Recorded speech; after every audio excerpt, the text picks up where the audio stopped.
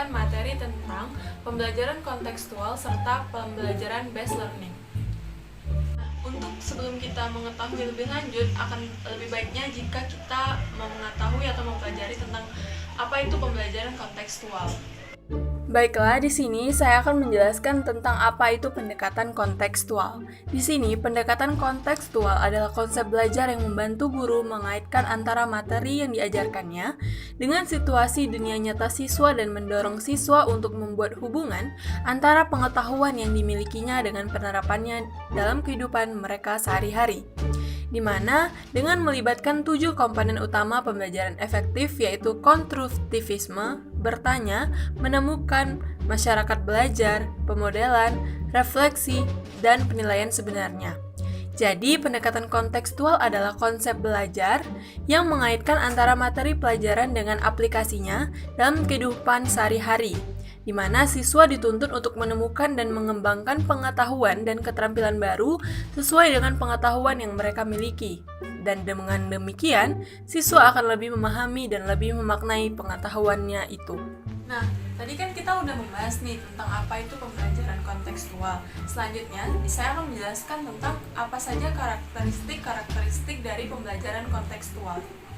Kemudian, di sini saya akan menjelaskan tentang karakteristik dari pembelajaran kontekstual, di mana di sini terdapat kerjasama, saling menunjang, menyenangkan, belajar dengan bergairah, pembelajaran terintegrasi, menggunakan berbagai sumber, serta siswa aktif dan kritis, guru yang berkreatif, dan yang terakhir ialah laporan kepada orang tua bukan hanya laporan saja, melainkan hasil lembar kerja siswa, hasil praktikum, dan lain-lainnya. Di mana maksudnya di sini ialah pembelajaran dilaksanakan dalam konteks autentik. Apa itu konteks autentik? Yaitu pembelajaran yang diarahkan pada ketercapaian keterampilan dalam konteks kehidupan nyata atau pembelajaran yang dilaksanakan dalam lingkungan yang alamiah atau learning in real life setting. Yang kedua, ialah pembelajaran memberikan kesempatan kepada siswa untuk mengajarkan tugas-tugas yang bermakna ataupun meaningful learning. Yang ketiga, ialah pembelajaran dilaksanakan dengan memberikan pengalaman bermakna kepada siswa atau learning by doing. Yang keempat, pembelajaran dilaksanakan melalui kerja kelompok, berdiskusi, dan saling mengoreksi antar teman, learning in group. Yang kelima, pembelajaran memberikan kesempatan kepada siswa untuk menciptakan rasa kebersamaan, bekerja sama, dan saling memahami antara satu dengan yang lain secara mendalam atau learning to know each other deeply. Yang keenam, pembelajaran dilaksanakan secara aktif, kreatif, produktif, dan mementingkan kerja sama atau learning to ask, to inquiry, to work together. Dan yang terakhir ialah pembelajaran dilaksanakan dalam situasi yang menyenangkan atau learning as an enjoy activity. Oke, tadi jadinya kita udah membahas 2 materi, yaitu pertama apa itu pembelajaran kontekstual, dan yang kedua itu karakteristik dari pembelajaran kontekstual. Nah, tadi kita kan udah membahas 2 materi tuh tentang apa itu pembelajaran kontekstual dan karakteristik dari pembelajaran kontekstual. Selanjutnya, saya akan menjelaskan tentang 6 unsur dari kunci pembelajaran kontekstual.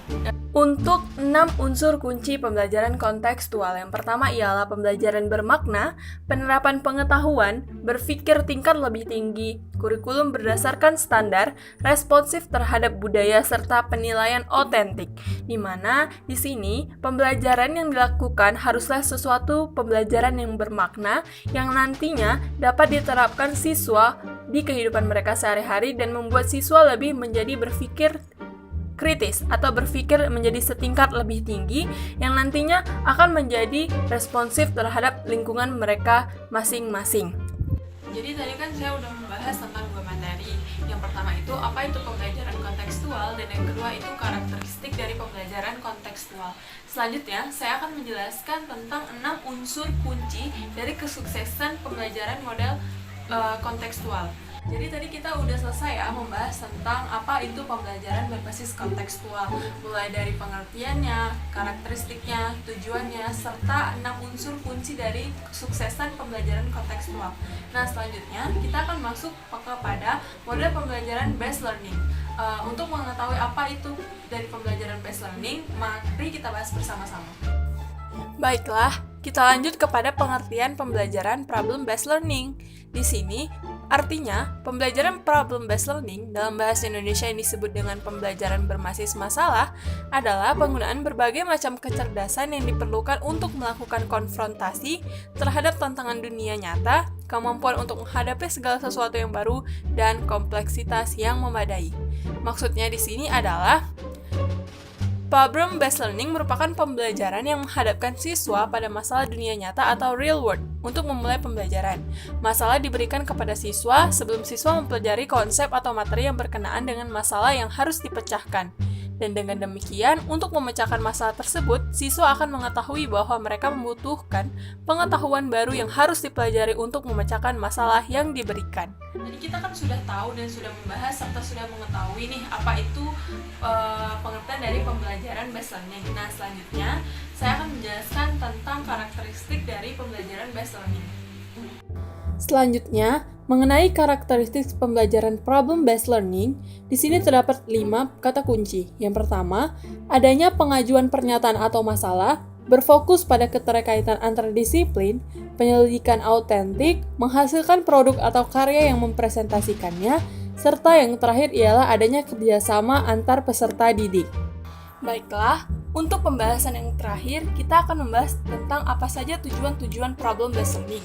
Yang pertama ialah untuk mendorong kerjasama penyelesaian tugas antar siswa.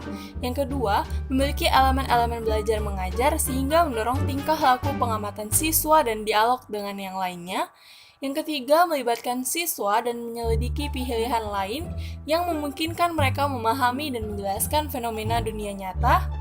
Yang keempat, melibatkan ranah kognitif, afektif, dan psikomotorik pada siswa secara seimbang sehingga hasilnya bisa lebih lama diingat oleh siswa. Dan yang terakhir, dapat membangun optimisme siswa bahwa masalah adalah segala sesuatu yang menarik untuk dipecahkan, bukan sesuatu yang harus dihindari. Sehingga dapat disimpulkan bahwa proses pembelajaran di lingkungan sekolah pada dasarnya memiliki tujuan yang sama dengan yang lainnya, yakni mendorong peningkatan hasil belajar pada siswa menjadi lebih baik. Oleh sebab itu, sangat diperlukan guru pembimbing dalam memecahkan masalah yang dihadapi, baik masalah yang sedang terjadi maupun yang belum terjadi, untuk dipecahkan alternatif dan solusinya. Baiklah, tadi adalah hasil penjelasan mengenai materi dari pembelajaran kontekstual serta pembelajaran based learning. Semoga saya berharap apa yang telah saya sampaikan bisa dimengerti oleh kalian dan bisa menjadi referensi-referensi kalian lagi untuk belajar tentang inovasi dalam pendidikan. Saya Fira Diva, terima kasih. Wassalamualaikum warahmatullahi wabarakatuh.